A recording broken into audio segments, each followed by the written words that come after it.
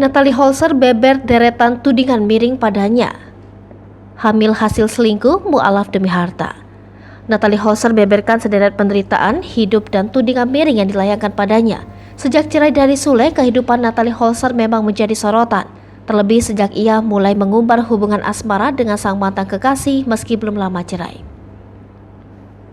Natalie juga telah memperkenalkan pacarnya yang bernama Faris Utama yang merupakan seorang pengacara.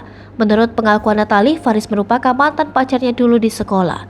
Hubungan keduanya kembali terjalin setelah Natalie kembali menghubungi Faris untuk konsultasi terkait rumah tangganya dengan Sule yang berada di ujung tanduk kala itu.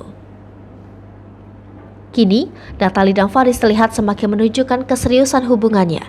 Bahkan Faris tampak begitu sayang dengan Azam, anak Natalie dengan Sule.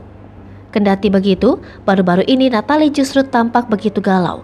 Pasalnya ia mengaku telah banyak melalui ujian hidup yang tidak mudah. Natalie mengenang berbagai ujian hidup yang pernah dialaminya.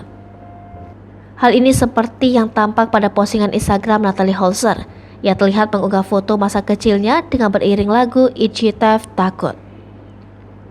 Dalam foto masa kecilnya tertulis sebuah pesan mendalam terkait ujian dalam hidup ibu satu anak tersebut. Ia lantas kembali menuliskan rentetan ujian hidup yang telah dilaluinya.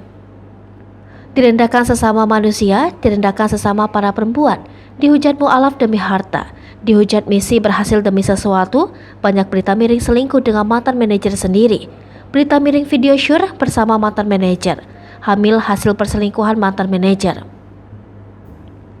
Dibanding-bandingkan, bercerai karena ingin harta gono gini, dihujat tes DNA karena anak gak mirip, dihujat adik-adik numpang hidup.